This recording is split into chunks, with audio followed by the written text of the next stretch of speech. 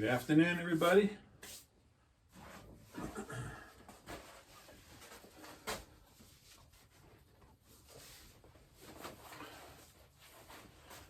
I had to stop for a minute and put on my sweatshirt.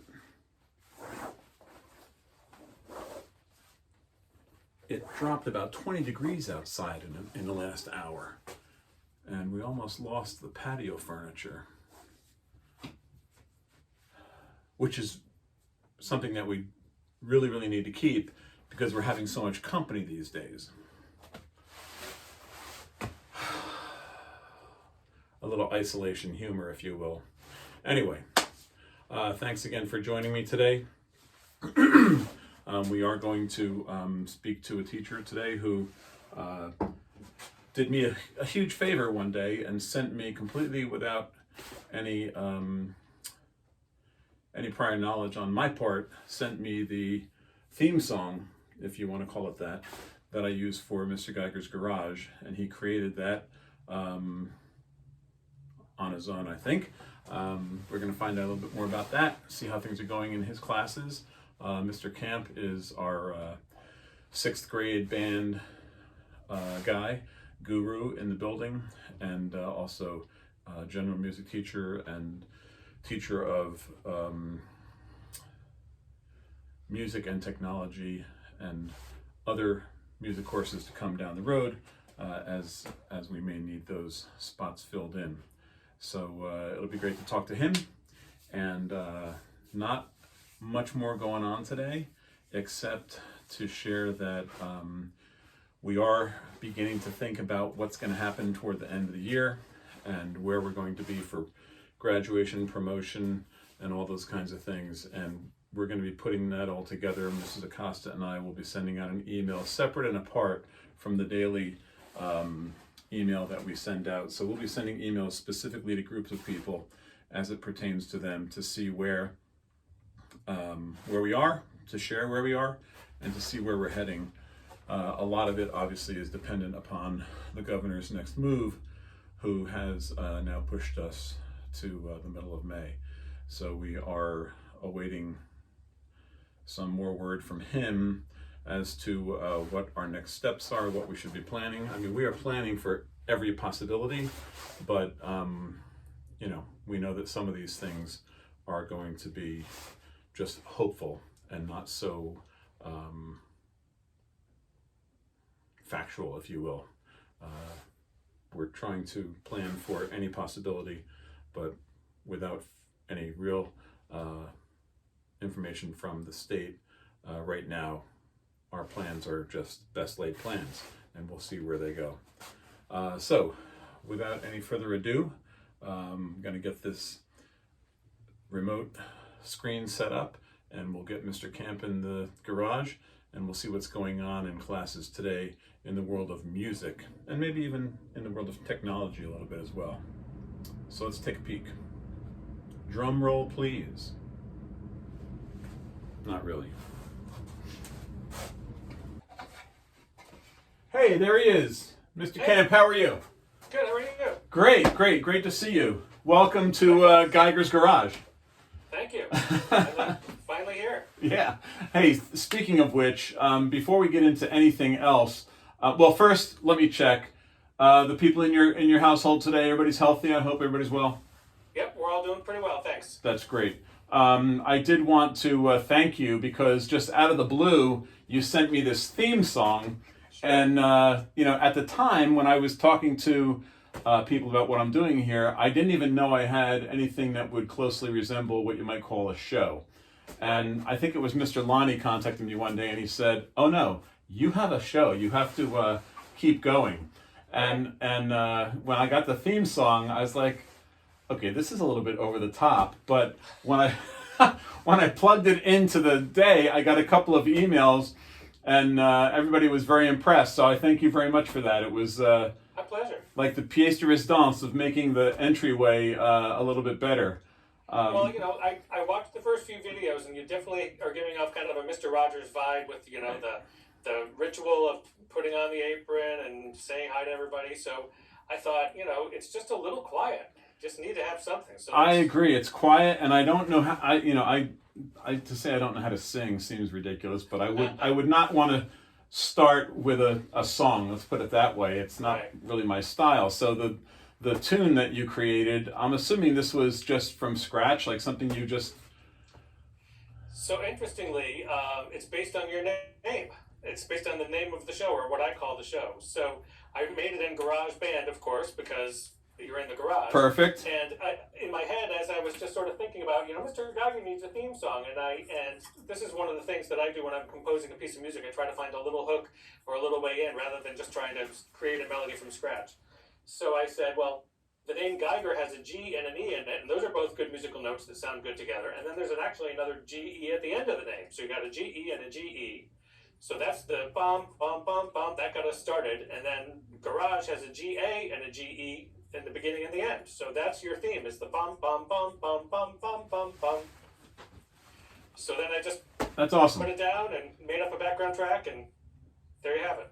That's awesome. So now I guess, the people in the future will want to know who owns that music, because if this ever gets into the Smithsonian or someplace There you like go. that, so can you say now publicly that I have been gifted this tune, or do you still hold the rights to it? And I'm fair either way. Well, I don't want to get the lawyers involved just yet. We'll see where it goes. Well, I will share with you, and I think I've shared enough online for people to realize a little bit about my history. Being in the restaurant business years ago and in the food service business years ago, we actually were visited by attorneys, because we would play the radio and we would play CDs in the dining halls. And, I think it was ASCAP, if I'm not mistaken, Right. what was the group that would protect all the authors of the music. And they would Right. literally visit all these stores who just happened to have the radio playing, and you had to pay for that. You can't just use a radio song in a public venue like that, That's right. And so I'm well aware of protecting people's music and their creativity. Well, that's good. Yeah, absolutely. Whether it's digital or visual or what have you, That's right. So it was just awesome to get that. And then as I learned how to do more and more of the production side of the video, it's still sloppy, but I'm getting there. I'm incorporating it more and more. And I only once, I think, or maybe twice, put at the end of the video theme song music by Mr. Kamp. And that is probably something I should do more often, but it's a chore getting this done every single sure. day. Sure. It's just a chore. My wife is teaching remotely too, and she teaches for a private school. They had spring break when we got started, so they were about 2 or 3, 4 weeks even behind us, because we started a little before our spring break. Yep. And one of the things that she has to do, they're using a different, instead of Zoom, they're using the Google Meets Yes. kind of video conferencing, which has some features that we don't have, but some of the features on Zoom I think are a little better. But she also is making videos for some of the younger students who don't have their own device, and so I'm learning how to edit it as well, helping her edit some of those things. So here you go, boys and girls. Here's the first song on page 3, and she plays it on her violin, and then they have to listen and play along, and we're all learning as we go. So your house is very musical, I guess. Yes, usually something going on. That's awesome. She's teaching private lessons. I've got some private students. I'm working with the New Jersey Intergenerational Orchestra. I'm a brass coach for them, so I had a session with some brass players last night doing some remote coaching via Zoom, and I'm going to do that again on Thursday night too. So That's awesome. So did you just trip into that, meaning the Zoom, or was that like the orchestra people, insisted that you continue, or did you just figure out like I can do this? I was hired by them in January, so I worked with them leading up, live and in person, leading up to their first concert. They rehearsed right over in New Providence, so I it's see. real close by school. And then when everything went away from live, when everybody went home, then they said, "How can we keep going?" And I said, "I've had some pretty good luck teaching via Zoom," so I kind of helped them out, giving them some ideas and some meetings of the faculty, and so far that's what we're doing. The thing that I'm finding with band, and that we're finding with almost every group, when you talk to anybody on the internet who's trying to do this, we really can't play real time. So when you watch those videos of everybody in a band playing together, even though they're in their house. You know, if you watch that concert on Saturday night, the Rolling Stones. Someone's syncing that, right? Right, they're all recording that at home and maybe listening to each other and sending it back and forth. So, or they're playing to what's called a click track, like a metronome, so they can hear the music, and then they put it all together in a video editing program. So, much as I wish that we could do that with our band, I don't know that I have the technical chops to do that yet. Right. I know that has to be very difficult, because I was on a Zoom this morning with Mrs. Hall, and her first cousin is actually a photographer for, well, not for National Geographic, but he goes around the world, and he is a videographer and a photographer, and so she was having him visit her classes, and you could see the delay, like that was England. So the delay is substantial or less substantial depending on how far away you are, but to get in sync, even amongst the kids in the same town, seems kind of impossible. Yeah. So I can hear them play. They like to hear each other. They like to say hi when we do it in class. It's a chance for them to, socially connect. And, if everybody's playing slow enough, I can usually tell if somebody plays the wrong note. I don't know who it is, but I think somebody played an F sharp over there. Listen again, or look again. Mm-hmm. But in terms of what we really do as a band, we're missing it a lot. Yeah. And I think that goes for a lot of the creative measures in the building, especially the vocal ones, or the ones that are more audible, if you will. Right. I think the materials and the artistic things that are more substantial, meaning physical, are a little bit easier to do online versus what you're trying to accomplish, or what Mr. Elefante is doing with chorus and Mr. Culinari is with his kids.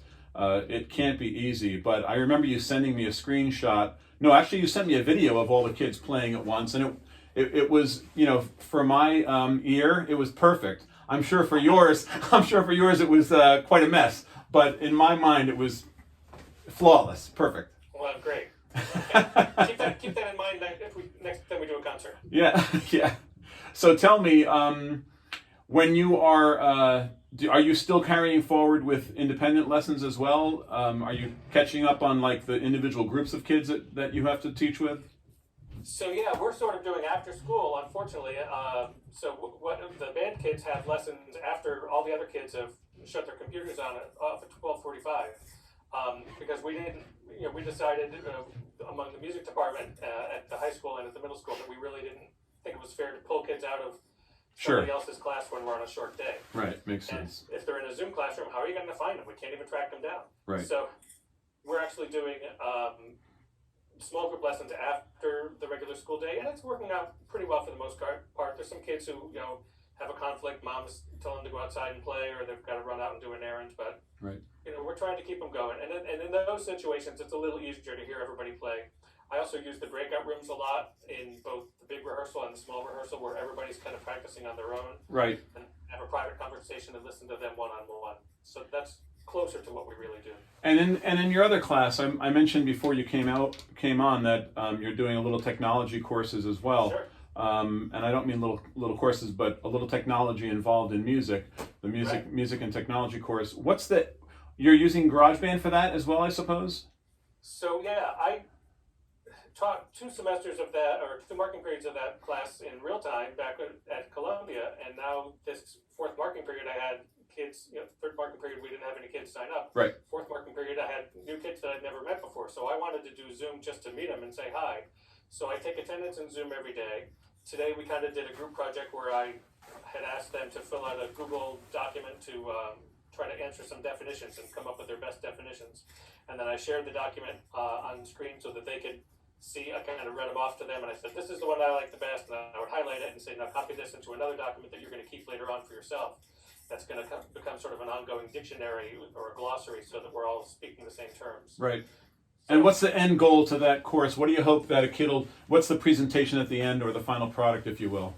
Or the hopeful final project, let's put it that way. Sure. I mean, yeah, we're going to do our best. They're using GarageBand on the iPads. I'm trying to figure out a way that I can actually show my GarageBand to them to demonstrate something, and Zoom says you can do that, but I've been driving the tech help people and the tech dojo people crazy trying to get this figured out in Zoom. So if anybody knows how to get their iPad screen shared onto Zoom, send me an email. I'd love to hear it.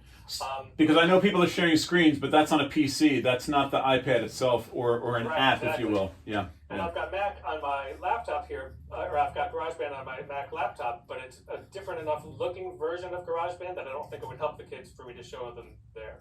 So anyway, they're using GarageBand to make projects.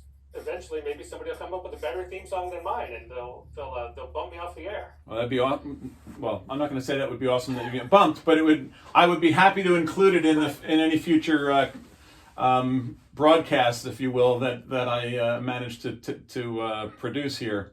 Well, I'll keep you posted. If anybody comes up with some good stuff, then I'll send it in. Absolutely. And I really, in real life, if we were still at Columbia, I've often envisioned that this technical class, you could have kids writing jingles or songs or original compositions that we could, play for morning music or in the hallway or at lunchtime or something. So we could, almost have like a Columbia radio station. That'd be awesome. So lastly, let me just ask you this, because I've always found this true when I've talked to other teachers who teach these music classes.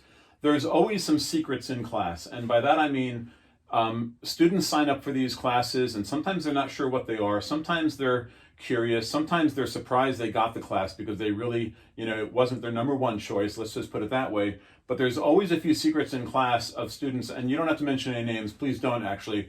But I'm sure you found in your class that there's always a few kids in class that are quite surprising and adapt to it very well and get surprised by they even surprise themselves. Would you find that to be true? Absolutely.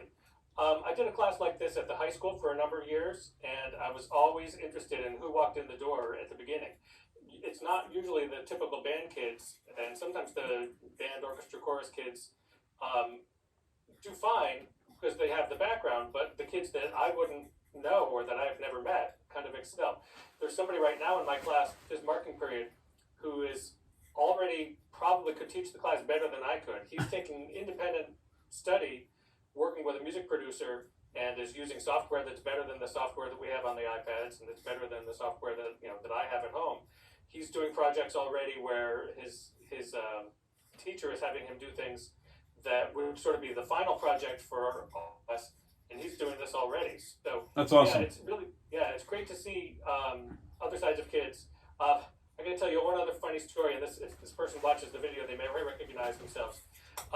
One of my EP students is in my technology class now, and for every day that we had EP from September until the beginning of March, when the student walked in the door, they would say, "Can I play the piano today?" And we'd say, "No, we're trying to have a quiet EP here in the music room with Mr. Kamp and I are sharing an EP. We're not going to play the piano today."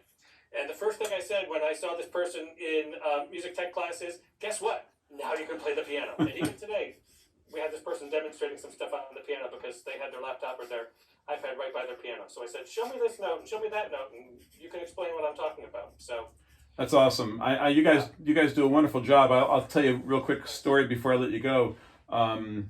We had someone involved in the guitar cycle. We have a guitar class.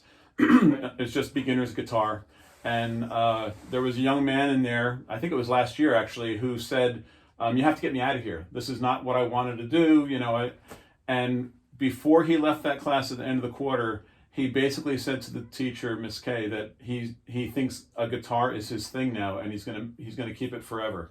And I think that's what it's all about in middle school. It's just all these little snippets of being introduced to some things that you might not have a passion for, you might not have any talent for, but all of a sudden your eyes are opened and you meet a great teacher who has a passion for it, and magic can happen, if you will. Yeah. And that's really what it's all about. Believer. One of my high school kids took the class several times. This was several years ago, and he went out and got a job working sound for live concerts, and before long he was touring the world with U2. Wow, that's awesome. That's really awesome. Anything can happen. That's really cool. That's funny for another time, but that's the second time today I heard a story like that of someone who just kind of poked their head into the door, and before they knew it, it became their livelihood. Yep. That's crazy. Great stuff. Thank you so much for coming in today, My pleasure. Thanks whatever it's called when you come in through the screen. But I appreciate talking to you, and continued success in class, and hope to see you soon. Thanks. Same here. Take care. Thanks. That was great. thank you, Mr. Kamp, for joining us, and thanks once again for providing the music to Mr. Geigers Garage. And I would love it if any of you guys out there are into music, digital sounds, and you want to send something to me. I would be happy to see if I could somehow incorporate it into something I'm doing here in the garage and play your tune, give you a little credit for it. And who knows, maybe somebody has an idea that would be a great addition to what I'm doing here. So that's it for tonight. Tonight is Tuesday, and once again, thinking of all of you, and hope that you are all well, and I hope that you are all staying connected with your family and with your friends, and except for right now when it's pouring outside right now, I hope you do get outside from time to time and do a little exercise, a little stretch, and close your day by closing the screen and doing a little activity, if you will. So until tomorrow, take care. All the best.